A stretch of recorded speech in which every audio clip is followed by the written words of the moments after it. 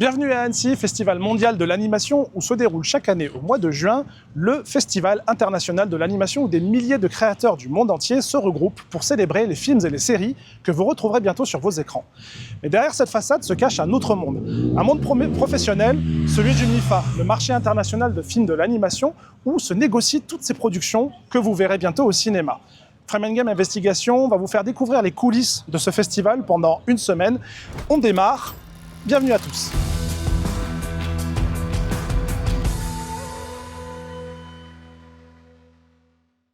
Le Festival international du film d'animation d'Annecy est une véritable vitrine artistique de la production mondiale. En 2025, plus de 220 films sont en compétition, répartis entre courts, longs métrages, séries, formats expérimentaux et VR. C'est ici qu'on découvre les prochaines pépites du cinéma d'animation, les révélations graphiques ou narratives de demain. Chaque année, un pays est mis à l'honneur. Après l'Espagne, le Japon ou encore le Mexique, c'est la Hongrie qui est célébrée cette année. Une occasion unique de redécouvrir la richesse d'un patrimoine animé méconnu, porté par des artistes singuliers entre héritage visuel de l'Europe de l'Est et nouvelles voies audacieuses de l'animation indépendante. Et juste à côté, on retrouve le MIFA, ou Marché international du film d'animation, qui est donc la face professionnelle du festival d'animation d'Annecy, et qui est souvent très méconnu du grand public. Pendant 4 jours, toute l'industrie mondiale de l'animation s'y retrouve. Et c'est ici, dans les jardins du Palais Impérial, que se décident les futurs contenus que vous verrez sur vos écrans.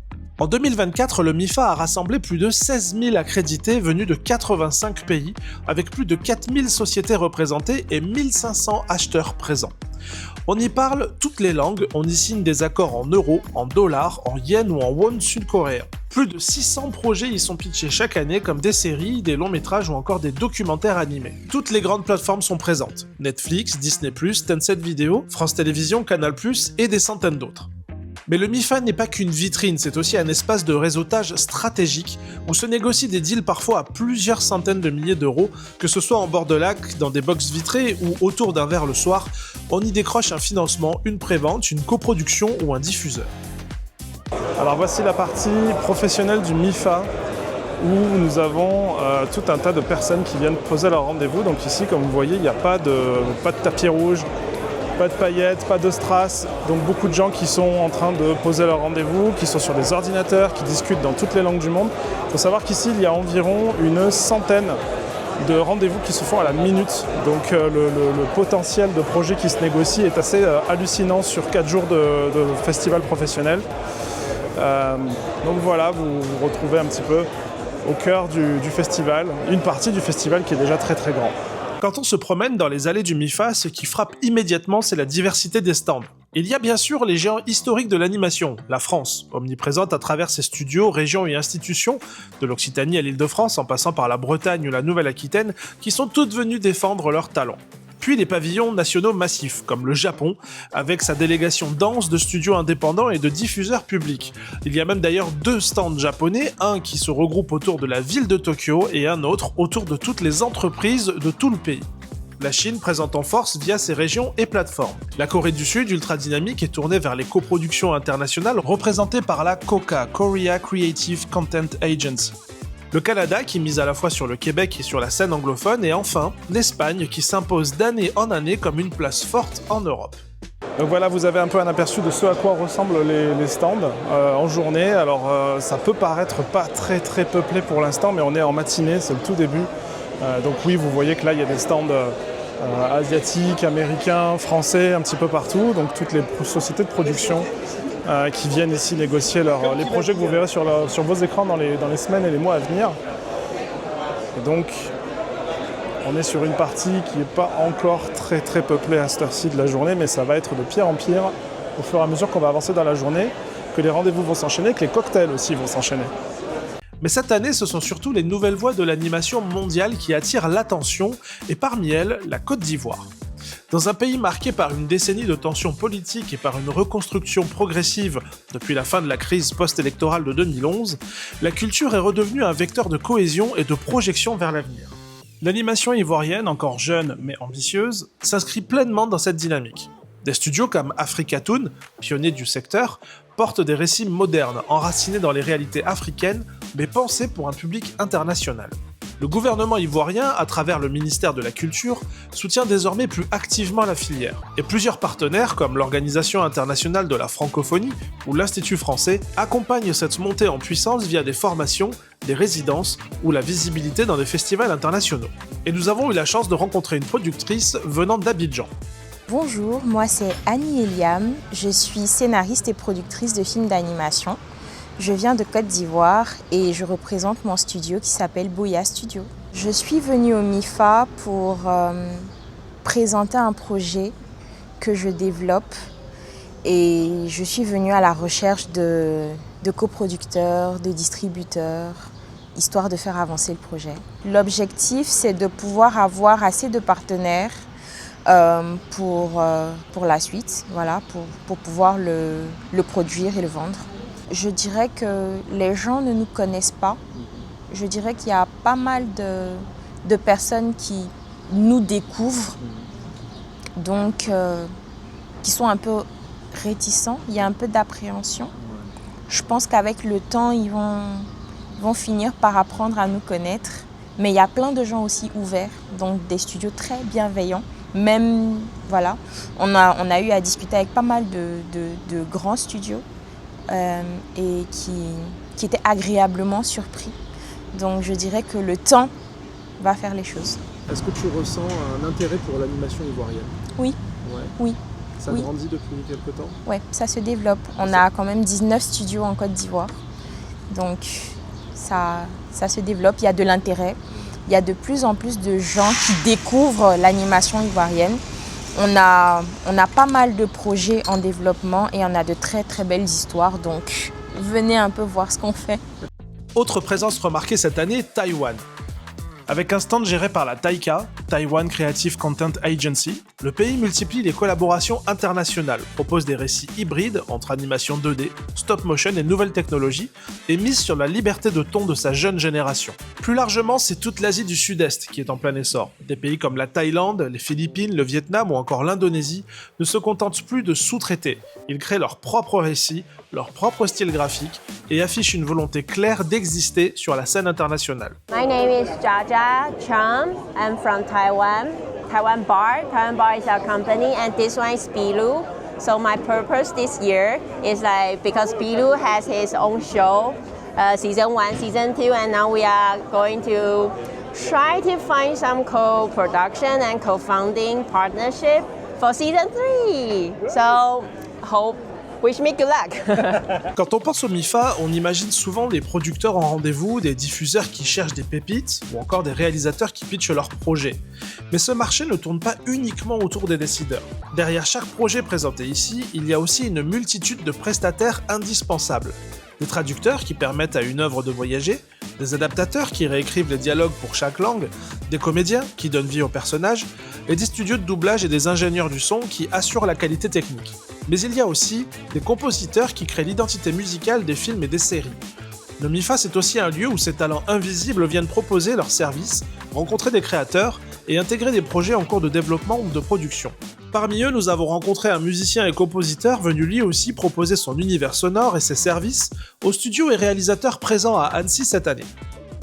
Donc, je suis Jean-Claude Charlier, je suis compositeur chez Lightfather Studio, monteur son également chez Lightfather Studio et actuellement je suis au MIFA pour rencontrer plein de monde, pour démarcher, pour faire du projet et voilà.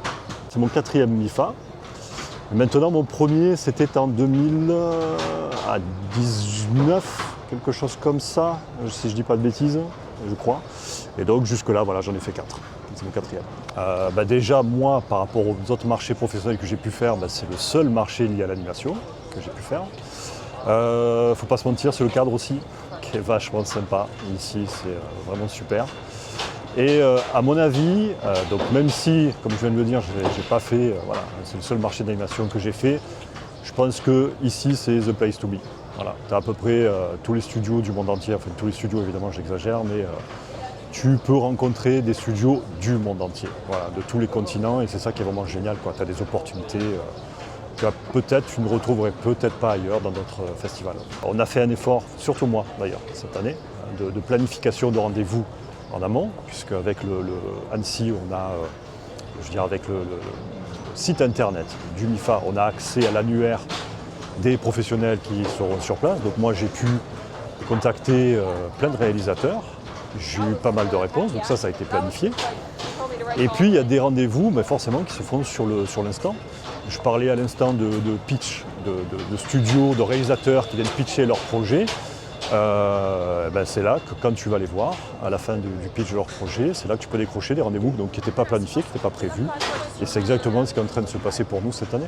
Derrière l'excitation du marché, les grands stands, les verres qui s'entrechoquent et les success stories annoncés à la presse, il y a aussi une réalité plus complexe.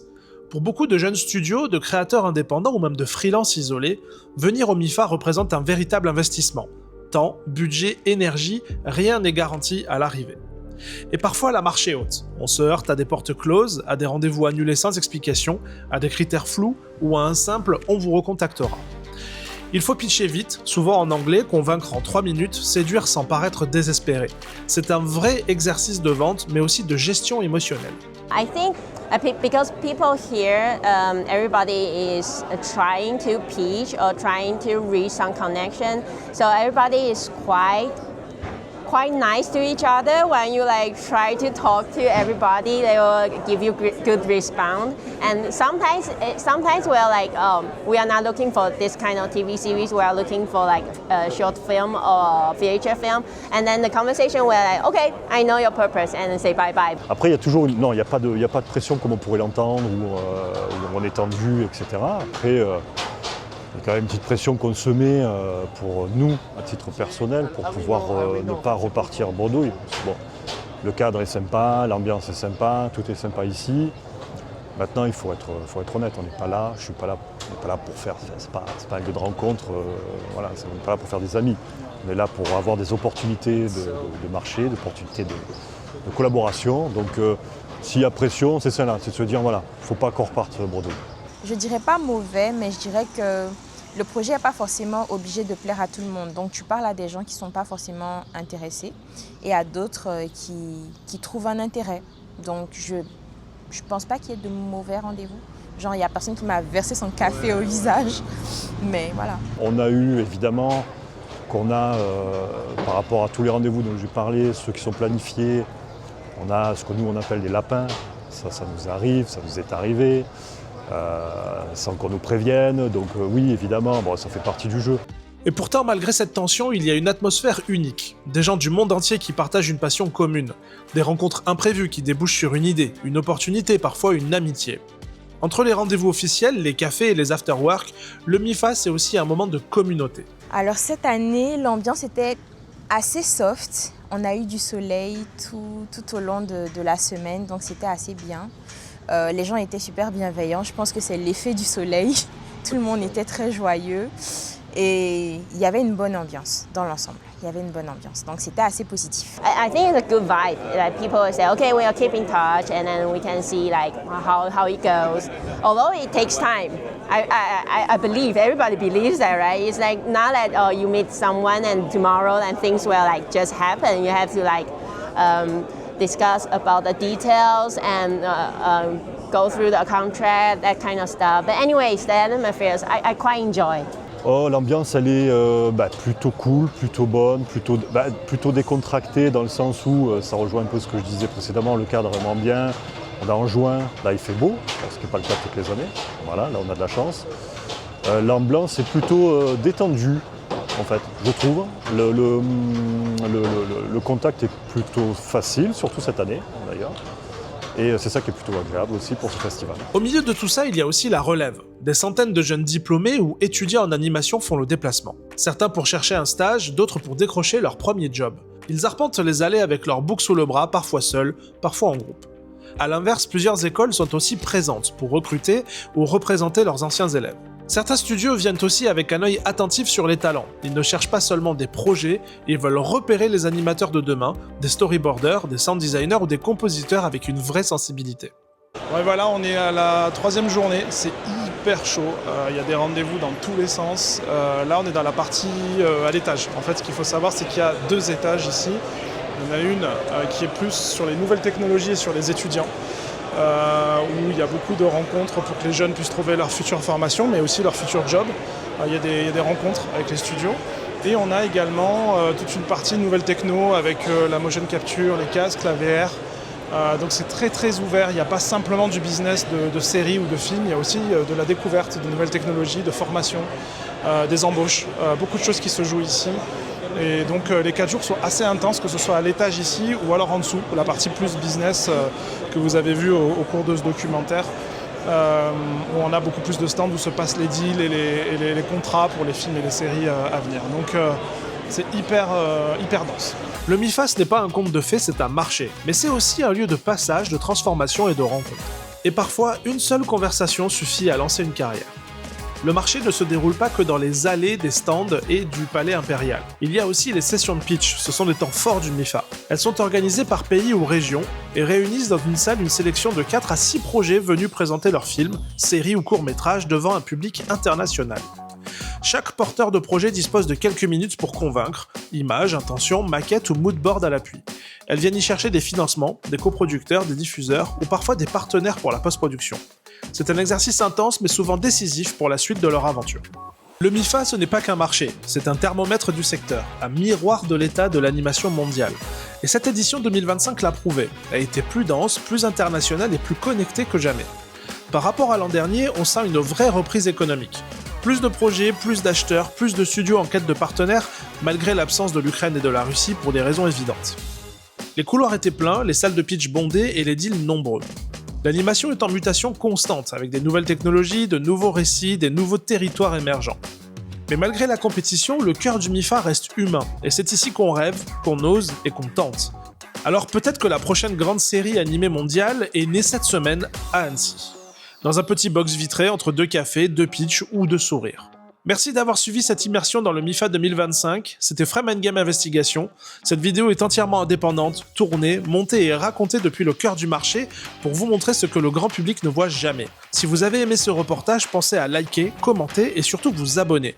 Et si vous avez un projet, qui sait? On se croisera peut-être ici, l'an prochain, badge autour du cou, bouc sous le bras et rêve en poche. À plus!